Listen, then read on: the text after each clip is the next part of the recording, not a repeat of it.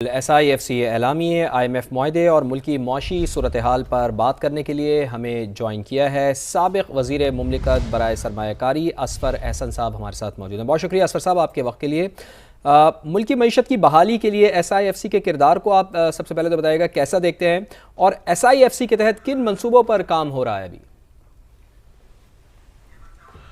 सबसे पहले आपका शुक्रिया मुझे बुलाने का। मैं समझता हूँ कि SIFC का जो अभी तक का रोल है वो बहुत कंस्ट्रक्टिव है और मेरी कल रात ही वज़ीर ख़ज़ाना मोहम्मद औरंगज़ेब साहब से एक तफसीली मुलाकात हुई जिसमें हमने सारी चीज़ों को डिस्कस किया और ये जो पूरा टाइम गुजरा है इसमें फैसिलिटेशन पे काम हुआ है और काबिल ज़िक्र काम हुआ है।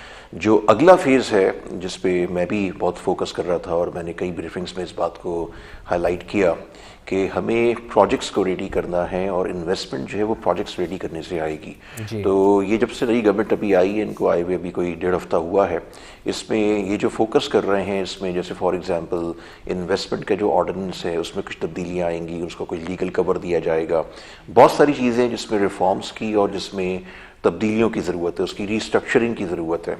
तो ये खुशाइन बात है कि नई गवर्नमेंट ने आते के साथ ही इस पे काम शुरू कर दिया है। IMF की गेम भी अब आपके कंप्लीट हो गई है फर्स्ट 10 डेज़ में। तो जो इस वक्त ज़रूरत है वो आपके पास इस चीज़ की ज़रूरत है कि आपके प्रोजेक्ट्स जो हैं वो तैयार किए जाएं, उनको फाइनलाइज किया जाए और इसमें जो SIFC है वो फोकस करेगी और इसकी ज़रूरत है कि इसमें प्राइवेट सेक्टर के लोगों को शामिल किया जाए।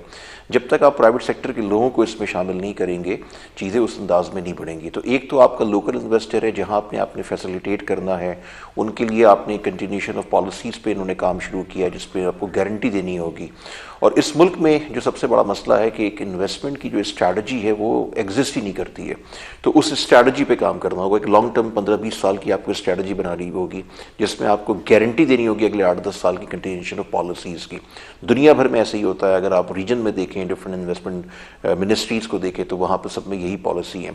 तो नई गवर्नमेंट का फोकस इस पे है और मैं समझता हूँ कि अभी गवर्नमेंट की फॉर्मेशन चल रही है, तो जैसे जैसे ये चीज़ें आगे बढ़ती हैं मैं समझता हूँ कि एक पॉजिटिव एनवायरनमेंट यहाँ पे क्रिएट होगा। इस वक्त हालात जो है वो बहुत मज़ेदार नहीं है। ऑफ कोर्स आपके पास पैसों की कमी है, आपको पैसे चाहिए, लेकिन मेजर स्टेप्स और बोल्ड स्टेप्स आपको लेने होंगे।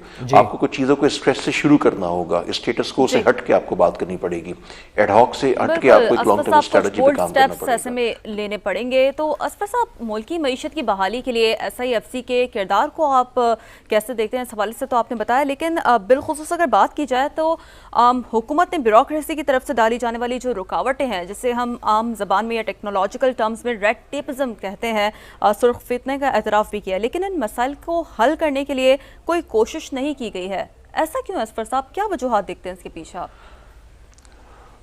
देखा, अभी तक कोशिश नहीं हुई है, बट मैं एक्सपेक्ट कर रहा हूँ कि इस दफ़ा ये कोशिश जो है, जो मेरी गुफ्तगू यहाँ पे हुई है, मेरा ख्याल ये है और मेरा यकीन ये है कि ये एक सही डायरेक्शन पे काम शुरू कर रहे हैं। आपको कुछ बोल्ड स्टेप्स और कुछ ब्रेव स्टेप्स आपको लेने होंगे जिसमें ये जो आपकी रिक्वायरमेंट्स हैं उनको आप पूरा करेंगे। जो अच्छे लोग हैं ब्यूरोक्रेसी में उनको आप आगे लेकर आएँ और जो लोग प्रॉब्लम का पार्ट है तो मेरे ख्याल से उनको आपको रिमूव करने की तरफ भी जाना पड़ेगा। वो वक्त आ गया है पाकिस्तान के ऊपर कि पाकिस्तान को एक नया स्टार्ट लेना होगा बहुत सारी चीज़ों पे। ये 250 मिलियन की कंट्री है, 25 करोड़ की कंट्री है, दुनिया की 5वीं बड़ी कंट्री है। हम हेडहॉक पॉलिसीज़ के साथ इस मुल्क की इन्वेस्टमेंट को नहीं चला सकते। अगर हमने लोकल इन्वेस्टर को खुश करना है, अगर हमें FDI चाहिए, तो हमें ये तमाम बोल्ड स्टेप्स लेने पड़ेंगे। मैं ये समझता हूँ कि पहले चीज़ें नहीं हुई हैं, लेकिन जो नई टीम है, मुआशी टीम है, ख़ासतौर पर फाइनेंस मिनिस्टर मोहम्मद औरंगज़ेब और उनकी जो टीम है, उनका ये पूरा प्लान है and I wish him good luck और मैं उम्मीद करता हूँ कि ये चीज़ों को इम्प्लीमेंटेशन की तरफ लेकर आएंगे। बिल्कुल, और बिल्कुल आपने दुरुस्त कहा असफर साहब कि बोल्ड स्टेप्स भी अब हमें लेने होंगे।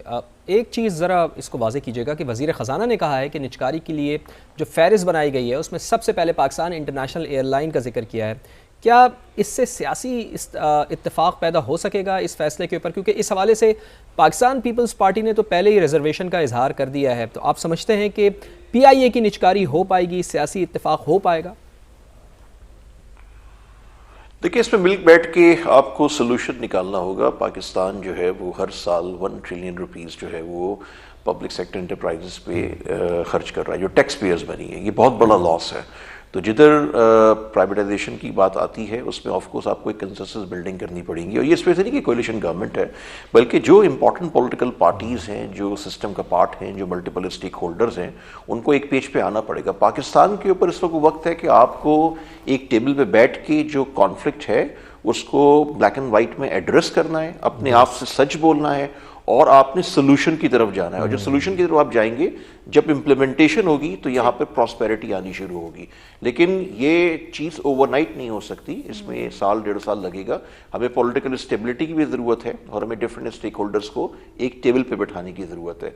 मैं ये समझता हूँ कि पीपल्स पार्टी हो या कोई भी पार्टी हो, जाहिर सी बात है कि उनका अपना एक नज़रिया हो सकता है और उनका राइट है, लेकिन जब आप टेबल पे बैठते हैं, गुफ्तशनीद करते हैं, तो वहां पर सोल्यूशन निकल आता है। अगर आपकी पॉलिटिकल विल है तो आपके सॉल्यूशंस निकलने शुरू होंगे।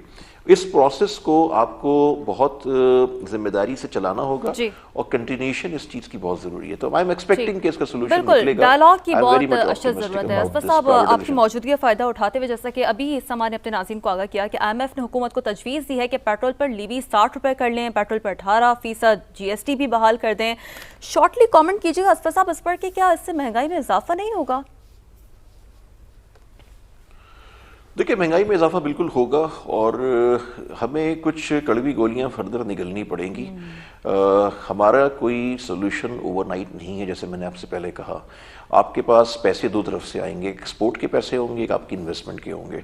आपको ये पूरी एनवायरनमेंट क्रिएट करने के लिए कुछ हार्ड स्टेप्स लेने होंगे। जब आप ये चीज़ों पे इम्प्लीमेंट करेंगे तो ग्रेजुअली चीज़ों पे इम्प्रूवमेंट आनी शुरू होगी।